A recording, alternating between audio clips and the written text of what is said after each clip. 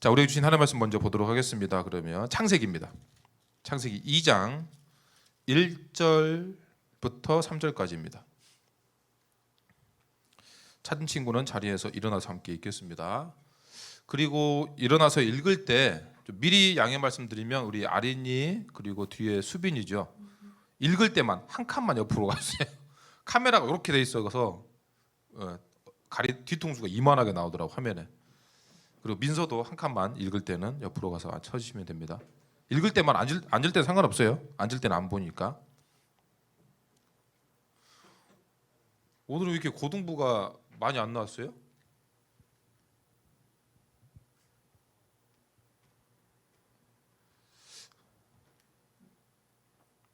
민서 한 칸만. 오케이. 다 찾으셨죠? 창세기 2장 1절부터 3절까지 말씀 같이 읽겠습니다.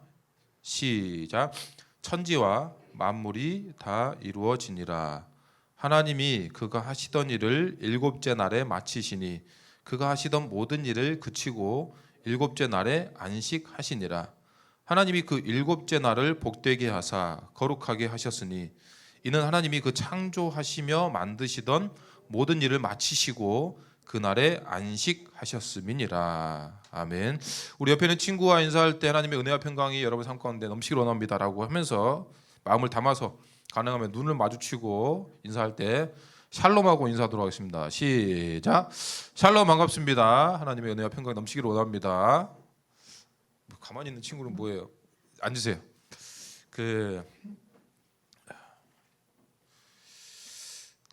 날짜가 이제 벌써 5월 말이고 지금 이제 다음 달은 6월, 이제 곧 7월 달이면 수련회 날짜. 이번에는 수련회를 우리가 계곡으로 가고 다음 날 주일 하려고 하는데 다음 달부터는 수련회 갈 수 있는 그 여부를 좀 미리 조사를 해야 될 것 같아요. 왜냐하면 우리가 이번에는 티셔츠를 하나 사려고 하는데 선생님들하고도 한번 얘기는 해봐야 되고 임원들하고도 얘기는 해봐야 되겠지만 우리가 오랜만에 이제 티셔츠를 맞추는 거니까 좀 좋은 걸로 했으면 좋겠습니다. 그래서 뭐 교회 마크 이만하게 찍지 말고 뭐 지금 생각은 뭐 여기다가 우리가 하이청이잖아요. 하나님 사랑, 이웃 사랑, 청소년부니까 뭐 영어로 하이 하나 쓰든가 아니면 우리만의 마크 굳이 튀지 않게 평소에도 입을 수 있게 그렇게. 옛날에 저 목사님도 다른 교회에서 있을 때 그냥 나비 이렇게 하나 했거든요. 근데 우리만 아는 마크지. 그때는 이제 그때 마크가 교회에서는 저희 나비로 했었거든요. 그래서 지금도 그거 잘 입고 있어요. 그러니까 좋은 걸 해놓으면 좋겠더라. 확실히 옷이 막 싸다고 해버리면 한 번 입고 다 버리고 하니까 그 부분 여러분들이 혹시 좀 추천한거나 좀 아이디어 있으면 선생님을 통해서나 아니면 임원들을 통해서 알려주시면 미리 조사를 해서 괜찮으면 좀 좋은 티셔츠를 마치도록 하겠습니다. 욕심은 나이키나 아디다스 하고 싶은데 그거는 알아봤더니 너무 넘사벽이라서 그 정도까지는 그렇고 그래도 좋은 그렇게 요즘 원단 좋은 거 많더라고요. 그런 식으로 좀 주문을 하려고 생각하고 있으니까 좋은 아이디어 있으면 알려주면 좋겠습니다.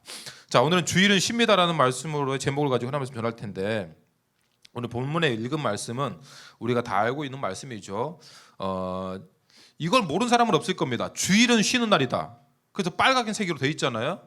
달력에. 그거는 교회에 안 다니는 사람도 주일은 빨간색이다. 쉬는 날이다. 라고 색칠돼 있습니다.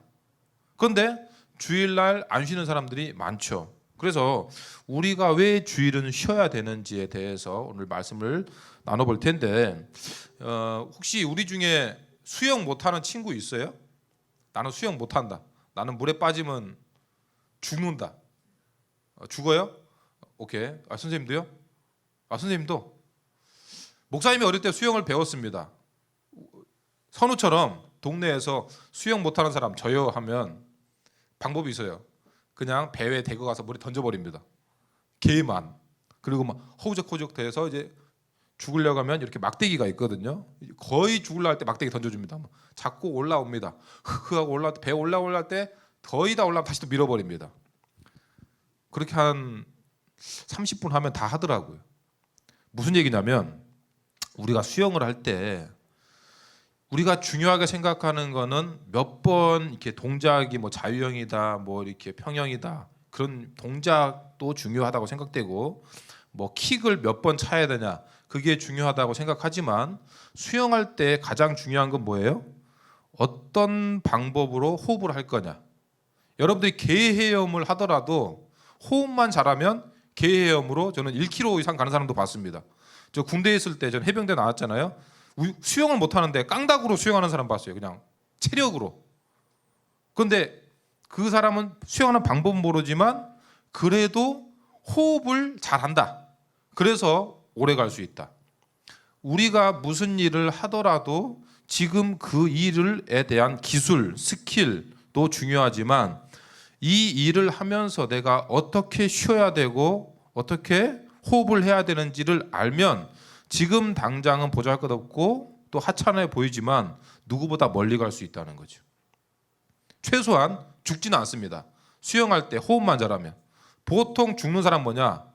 쉴 때 안 쉴 때 구분 못하고 애매하게 쉬다가 물을 먹고 이제 쇼크가 와서 죽는 거죠. 목사님 어머님이 해녀입니다. 우리가 지금 다 최소한 중학교 1학년이면 12살 이상이잖아요.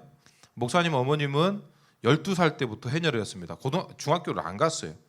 그때는 초등학교만 나오면 그냥 엄마 아빠들이 보통 뭐 7, 8명씩 10명씩 애를 낳을 때니까 그때는 뭐 초등학교만 의무 교육이었잖아요. 의무 교육이라는 건 뭐냐면 부모님도 나는 초등학교만 너를 가르쳤으니까 나머지 네가 살아야 된다. 그래서 중학교 때부터 해녀를 했습니다. 그래서 지금도 하십니다. 해녀를. 거기 지금 70 됐죠. 70 좀 안 됐군요. 어머님은. 그런데도 뭐 80, 90 나이가 연세 있는 분도 지금 다 합니다. 그런데 그분들이 막 물에 들어가면 막 2분, 3분씩 있거든요. 그런데도 할 수 있는 거는 무엇이냐면 그분들이 물속에 있다가 나와서 호흡을 잘하거든요. 중간에 호이하고 막 이렇게 호흡법이 있어요. 물론 그게 숨이 차서 하는 소리지만 나오는 소리지만 호흡을 잘합니다. 그런데 간혹 돌아가시는 분들이 있어요. 저도 이제 물질을 어릴 때 해본 적이 있어요, 해녀를. 그런데 여러분들이 물속에 들어가면 가끔 이제 자연산 전복 이런 게 있습니다. 이만한 거. 이거 얼마게요? 자연산 전복은 보통 백화점에 가서 제가 한번 본 적이 있거든요. 이만한 거, 손바닥보다 더 큰 게 있어요. 자연산하고 여러분들이 보통 먹는 그 양식하고는 차원이 다릅니다. 자연산은 이거 하나에 보통 키로당 나가는데 자연산은 키로에 거의 2, 30만 원입니다. 싸야 20만 원. 보통 백화점에서는 그때 제가 볼 때 27만 원인가 8만 원 같습니다. 요거 하나가. 그럼 보세요. 물속에 들어갔어요. 이 앞에 내가 자연산 전복이 보여. 그런데 지금 내 호흡으로는 90%입니다. 올라가야 돼요. 올라가야 되는 그 길도 있기 때문에. 그런데 욕심에 그거를 딱 잡습니다. 그 순간 딱 가는 거죠. 호흡을 할 때 하지 않고 욕심에 내가 저거를 잡아서 따서 가야 되겠다 하는 순간 죽는 겁니다. 그래서 잠수를 잘하기 위해서 또 욕심도 버려야 될 부분이 있어요. 그러니까 내가 쉴 때 안 쉴 때 구분할 수 있어야 되는 거죠. 우리가 살아가는 것도 마찬가지입니다. 모든 어떤 사람이든지 휴식과 쉼 없이 달릴 수 있는 사람은 아무것도 없습니다. 기계도 마찬가지죠. 기계도 쉬지 않으면 탈이 나게 돼 있습니다. 그래서 우리가 인생을 마라톤에 비유하죠. 근데 이 마라톤이라 비유할 때는 착각할 수 있는 게 뭐냐면 마라톤을 할 때 처음부터 끝까지 풀페이스로 달리는 게 아닙니다. 그래서 마라톤을 하려고 할 때 그 코스가 다 다르잖아요. 42.195 코스를 처음에 이제 선수가 그 코스를 달리려고 할 때 이제 계획 또는 이제 뭔가 자기만의 어떤 그 이번에 어떤 페이스로 달릴 것인가에 대한 코치와 상의를 하죠. 그래서 어떤 부분에서는 좀 천천히 달리고 어떤 부분에서는 좀 이렇게 힘있게 달려서 끝까지 완주해서 내가 이번에 이런 성적을 내야 되겠다라고 하는 겁니다. 그러니까 마라톤이라고 비유하면 달리는 거는 있지만 어떤 부분에서는 쉬면서 달리는 거죠. 보세요. 이제 우리를 한번 봅시다. 나는 어떤지. 내가 하는 일이든 공부든 아니면 내가 하고 있는 어떤 무엇이 됐든지 간에 그런 것들을 바라보면서 여러분들은 언제 쉬는지를 한번 보세요. 공부하는 시간이 됐든 아니면 뭐 내가 취미로 하는 것이 됐든 아니면 누구를 만나든 부모님과의 관계, 친구와의 관계에서든 나는 언제 쉬는지, 나는 언제 충전하는지 여러분 개인적으로 한번 생각해 보시라는 거죠. 길을 가다가 요즘에 그런 가게가 잘 있는지 모르겠습니다. 가끔 보이면 정말 반갑거든요. 길을 가다가 어떤 가게에 보면 이렇게 딱 써 있습니다. 뭐라고 돼 있어요? 주일은 어떻게 한다고요? 주일은 쉽니다. 그럼 딱 우리가 볼 때 그 집은 어떤 집이에요? 교회 다니는 집 또는 예수 믿는 집이죠. 주일은 쉰다. 이게 무슨 뜻일까? 주일에 쉰다는 것은 우리가 크리스천으로서 할 수 있는 믿음의 가장 최소한의 행동입니다. 그런데 나는 교회를 다니면서도 주일날 안 쉬어. 그거는 다시 얘기하면 믿음이 없는 사람입니다. 왜냐하면 주일에 쉰다는 것은 교회에 안 다니는 사람도 압니다. 그런데 나는 교회를 다니면서 오늘 말씀 알잖아. 이거 모르는 사람이 어디 있어요? 제7일에 쉬셨더라 하나님이. 그런데 나는 안 쉬어. 그럼 나는 하나님께서 우리 가운데 내 안에 프로그램에 놓으신 쉬어야 된다고 하는 이것을 나는 부정하는 거죠. 주일에 쉬는 것은 믿음의 사람과 그렇지 못한 사람을 구별되게 합니다. 우리가 주일에 쉬는 이유는 여러 가지가 있지만 우리가 하나님의 명령에 순종하고 있다는 증거입니다. 물론 안 쉬어도 되죠. 그러나 내가 쉬기로 믿음의 결단을 한다는 것은 하나님의 말씀에 내가 순종하겠다고 하는 내 삶에 드러나는 가장 최소한의 어떤 표현입니다. 그리고 그것은 다시 우리가 알듯이 한 주간을 살아갈 수 있는 원동력이 됩니다. 하나님은 사람을 창조하실 때 우리가 알듯이 6일 동안 일하고 7일째 쉬도록 프로그램에 놓으셨습니다. 근데 우리는 또 감사하죠. 목사님 어릴 때 토요일도 학교 갔거든요. 여러분 지금 토요일날 학교 안 가잖아요. 우린 덤으로 하루를 더 얻었습니다. 그러면 우리 토요일을 어떤 식으로 삼아야 되냐? 내일을 쉬기 위한 준비 날로 삼아야 됩니다. 이스라엘 백성들이 광야에서 7일째 만나를 거두지 않았습니다. 하나님께서 명령하신 게 뭐예요? 내일 거두지 않기 위해 오늘 2배를 거둬라. 여러분들이 주일날 공부해야 된다, 학원 가야 된다, 다 일리가 있습니다. 그러나 여러분들이 믿음의 행동으로 내가 하나님의 말씀을 순종하겠다라고 하면 주일날 해야 될 공부를 저는 토요일날 2배로 하겠습니다. 그게 믿음의 행동이죠. 그리고 단지 우리가 주일날 쉰다는 것은 그냥 나자빠져 잔다는 걸 의미하지는 않습니다. 진짜 쉼은 우리의 몸이 쉬는 것처럼 마음이 쉬어야 되고 더 나아가서 우리의 영혼이 쉬어야 됩니다. 때문에 우리의 몸과 마음뿐 아니라 우리의 영혼이 쉬기 위해서는 주일, 이 주일이라는 것은 내 날이 아니죠. 주님의 날입니다. 주님의 날을 온전히 주님께서 기뻐한 날로 지킬 때 우리의 영혼이 쉼을 얻을 수 있다는 거죠. 영혼의 쉼은 나로부터 오는 것이 아니라 영혼의 쉼은 하나님께로부터 오는 것이기 때문에 가능합니다. 우리가 지칠 때 힘들 때 보통 뭐예요? 목사님 경험으로 볼 때 게임합니다. 또 맛있는 음식 먹으러 가거나 낮잠을 자거나 또는 멍 때리거나 영화를 보거나 다른 일에 내가 좋아하는 일에 몰두합니다. 하지만 우리가 그런 것들이 내가 새로운 일을 하기 위해서 새로운 힘을 얻기는 쉽지 않습니다. 물론 그걸 위해서 힘을 얻기도 하지만 매번 새로운 힘을 얻기는 쉽지 않죠. 우리가 새 힘을 얻는다는 것은 그냥 내가 쉬었으니까 체력을 해보겠다 이게 아닙니다. 새 힘을 얻는다는 것은 내가 어떤 일을 하기 위해서 변화할 힘을 얻었다는 걸 얘기합니다. 그래서 우리가 주의를 온전히 지키면 당연한 얘기지만 신체적으로도 새 힘을 얻지만 어떤 불가능한 일에 대한 변화할 수 있는 가능성이 나에게 생긴다는 거죠. 왜? 나로부터 그것들이 생기는 것이 아니라 하나님께로부터 영혼의 쉼을 통해 그 변화의 가능성을 받기 때문이죠. 그래서 우리가 예배가 그만큼 중요한 것이 예배를 통해서 우리가 영혼의 쉼을 얻는 것이고 이런 주일날 하는 우리의 예배의 활동과 모든 기도, 찬양들을 통해서 하나님께서 우리에게 쉼을 주신다는 것을 우리가 믿고 그 믿음의 실천을 할 때 그 예배 가운데, 그 행함 가운데, 그 실천 가운데 그 삶이 변화되는 것을 많이 봤기 때문입니다. 목사님도 경험적으로 봤고요. 그래서 우리가 하나님의 말씀 한 구절로 사람이 변화될 수 있습니다. 어떤 일화가 있는데요. 어떤 여자가 한강에 자살하러 가고 있었습니다. 그런데 예전에, 지금 우리 교회는 아닌데 예전에 다른 교회, 옛날 교회 보면 그 교회 앞에 오늘의 말씀이라고 되어 있습니다. 오늘 말씀 어디 몇 장 몇 절 제목 뭐 이렇게 돼 있는 데가 지금도 있거든요. 근데 그 여자가 이제 죽으려고 가다가 그날 수요일이었던 거예요. 목사님이 그날 설교 제목이 여자여 왜 우느냐, 그 제목을 보고 들어가서 그 말씀 듣고 죽지 않아야겠다, 살아야겠다라고 믿음의 결단을 한 거죠.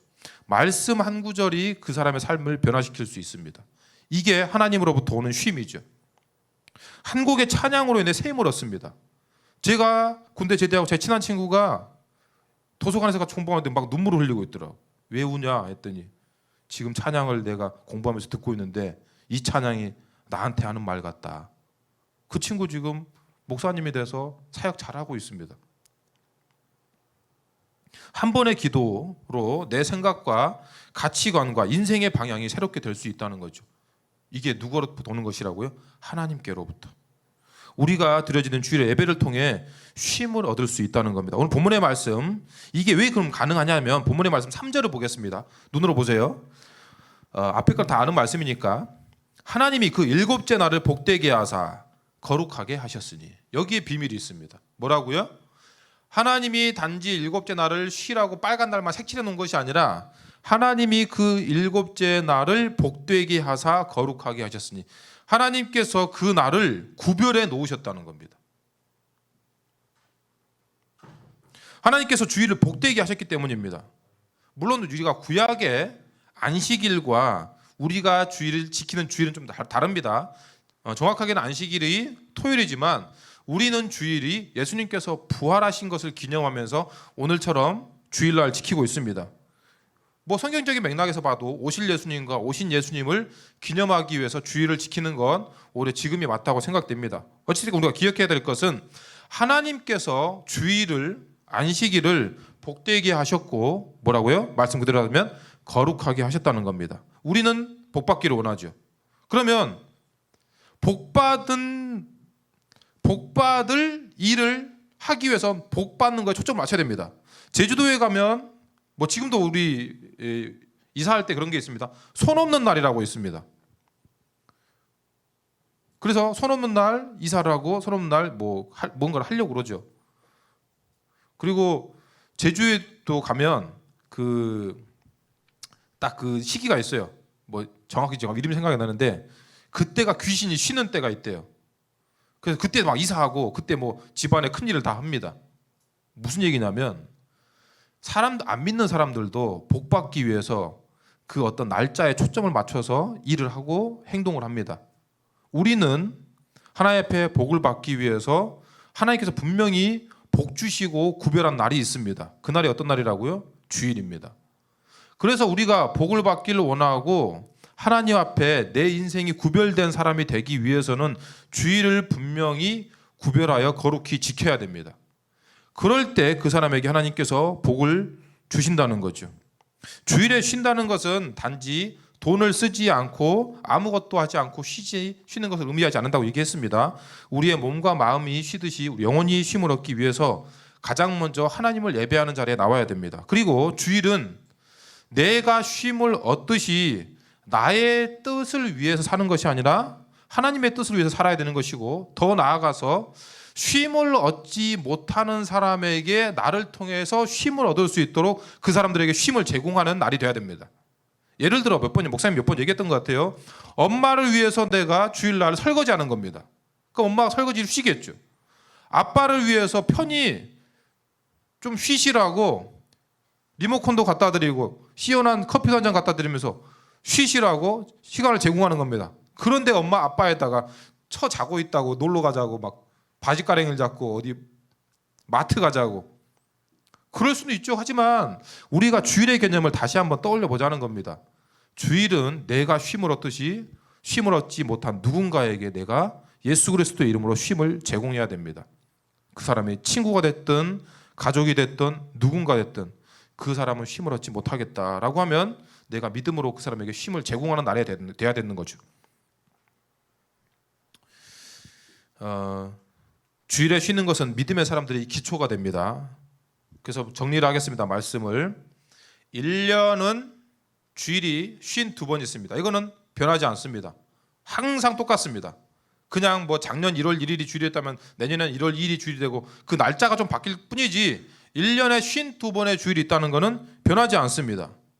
그런데 목사님이 이제 여러분들을 만나거나 다른 친구들 그 전에 경험상으로 볼 때 이런 이야기를 합니다. 주일에 약속이 있어서요 라는 갑자기 친구를 만나기로 해서요 아니면 어떤 다른 사정 때문에 교회에 못 나게 하겠습니다 라는 말을 합니다. 이게 여러분 잘 생각해 보세요. 주일은 이미 우리가 하나님과 만나기로 52번의 약속을 이미 해놓은 상태입니다. 근데 이미 된 약속을 내가 깨고 다른 약속을 하러 간다. 여기 보세요. 내가 민서를 만나기로 다음 주에 만나기로 했습니다. 주일날. 근데 이미 다 만나기로 알고 있고 민서는 시간을 정해놨습니다. 다른 친구 안 만나기로 12시에 만나기로 했거든요. 근데 목사님이 전날 전화를 하는 겁니다. 야 민서야 내일 만나기로 했는데 목사님이 갑자기 다른 일이 생겨갖고 다른 친구 만나기로 했어. 내일 못 만날 것 같아.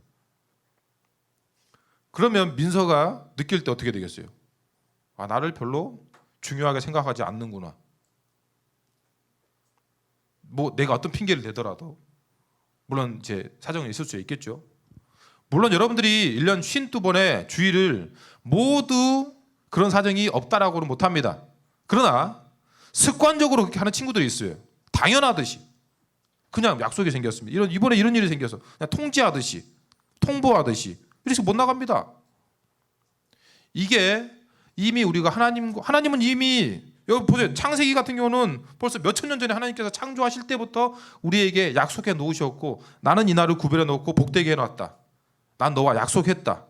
이 날은 내가 너와 만나는 날이고 너와 함께 교제하는 날이다. 그리고 우리도 하나님 앞에 약속하는 거죠. 내가 주일은 주님 앞에 나아가겠습니다. 거룩하게 구별되게 또 복된 날로 제가 지키겠습니다. 저는 이 날은 예배하러 가겠습니다. 라고 이미 약속이 돼 있는 날이에요. 크리스천이라면 내가 그거에 대해서 동의를 했든 안 했든 이미 약속이 된 사람들을 얘기하는 겁니다. 그래서 교회 안 다니는 친구도 얘기하잖아요. 너 주일날 너 교회 안 가냐? 이렇게 얘기합니다. 저도 그래요. 친구들이 갑자기 주일날 뭐 한다면 너 교회 안 가냐? 저녁에 예배 없냐? 이렇게 물어봅니다. 괜찮아? 안 가도 돼. 안 다니는 애들보다 교회 안 다니는 친구들보다 오히려 교회 다니는 우리가 주일을 너무 가볍게 여긴다. 그러면서 복 받기를 원한다. 그러면서 하나님 앞에 내 삶이 높아지기를 원한다. 복 주시기를 원한다. 이건 잘못된 거죠. 물론 피치 못할 사정이 있을 수도 있다고 선생님 목사님 얘기합니다. 그러나 그런 사정이 반복되지 않도록 하십시오. 그리고 주일은 분명히 하나님 앞에 구별되어 지키시고 하나님과 나와 만나기로 된 약속된 날이고 복된 날로 또 거룩한 날로 구별해 놓으신 날로 믿으시기 바랍니다. 아멘. 목사님이 어릴 때 사모님이 두드러 패면서 공부를 가르쳤는데 그래도 이 사모님이 주일은 절대 공부 안 시켰습니다. 막 학교 갔다 와서 밤 12시, 11시까지 공부시켰거든요. 중학교 때. 그래도 주일날은 공부 안 시켰습니다. 저는 감사했어요. 그게. 저희 어머니 아버님도 그렇게 했고 저는 이제 구구단 외우다가 쓰러져가지고 병원 실려간 적도 있고 왜 그렇게 공부를 시켰는지 모르겠습니다. 머리도 안 되는데 막 때려 박으려고 하니까 나는 스트레스를 엄청 받고 막 두드러 패고 막 공부가 안 되는 머리였는데도 막 하니까 스트레스 받았거든요. 근데 주일은 좋았어요. 왜냐하면 공부를 안 하니까. 그리고 그게 습관이 돼서 중학교, 고등학교, 대학교에 가서도 저는 주일은 공부는 안 했습니다. 그래서 내 삶 가운데 내가 공부를 못해서 내가 하고자 하는 걸 못했냐? 전혀 그렇지 않았어요. 여러분들이 주일날 학원에 가지 말라라고 목사님이 강요하고 싶습니다. 솔직히 개인적인 심정으로는. 근데 여러분들이 엄마나 여러분들이 개인적으로 볼 때 다른 친구들을 볼 때 학원이다 뭐다 해서 주일날 그렇게 지키기 쉽지 않겠죠. 그러나 다시 한번 말씀드립니다. 여러분 하나님을 믿으시기 바랍니다. 하나님께서 주일을 구별해 놓으셨습니다. 복 주셨습니다. 그리고 거룩하게 하셨습니다. 내가 주일을 분명하게 지키고 하나님 제가 다른 건 몰라도 하나님 앞에 주일만큼은 구별하여 지켰습니다. 이건 아시죠, 하나님? 약속했잖아요. 복 주신다고요. 구별하셨다고요. 저에게 하나님 제 인생 책임져 주십시오. 다른 친구들은 주일날 공부하러 갈 때, 학원 갈 때 저는 진도 떨어지고 못 따라가도 전 주일날은 온전히 주일로 지켰습니다. 하나님 제 인생 책임져 주십시오. 하나님은 능히 그렇게 하실 줄로 믿습니다. 이 믿음으로 하나님 앞에 요구해 보라는 거죠. 목사님이 과한 요구입니까? 너는 그렇게 해라, 나는 못하겠다. 그러면 뭐 목사님이 할 말은 없어요. 하지만 하나님의 말씀은 분명히 그랬고 제 주변에서도 그런 친구, 물론 모르겠어요. 제 주변에는 목사님, 전도사님들이 많아서 그런지 모르겠지만 뭐 목사님, 전도사님 중에도 서울대, 고려대 전도사님들이 많아요. 솔직히 얘기하면. 근데 그분들이 다 그렇게 살았습니다. 아무 문제가 없다는 거예요. 여러분, 거룩한 쉼을 믿음으로 마음껏 누릴 수 있기를 바랍니다. 아멘. 쉴 때 쉬고 또 영혼의 안식을 얻을 때 얻고 구별된 날을 내가 구별되어 지켜야 하나님께서 여러분의 삶을 인도하시고 지켜주시고 책임져 주실 줄로 믿습니다. 그 하나님을 믿으시기 바랍니다. 아멘. 아멘. 기도하겠습니다. 우리 들은 말씀 기억하면서 기도할 때 이렇게 기도했으면 좋겠어요. 하나님, 주일을 온전히 구별하고 축복해 주셔서 감사합니다. 저희가 믿음으로 그 거룩한 쉼을 얻게 하여 주시옵소서. 그때 저도 새 힘을 얻고 지혜도 얻게 될 줄로 믿습니다. 또 필요한 모든 것을 쉼을 통해 얻게 될 줄로 믿습니다. 다른 사람들은 그냥 숨도 안 쉬고 끝까지 헤엄쳐 갈 때 저는 중간중간 쉬면서 멀리 가기를 원합니다. 하나님, 제가 그런 사람이 되게 하여 주시옵소서. 제가 오늘 믿음으로 결단하겠습니다. 오늘 들은 말씀 기억하면서 믿음으로 기도하며 결단하도록 하겠습니다. 기도하겠습니다.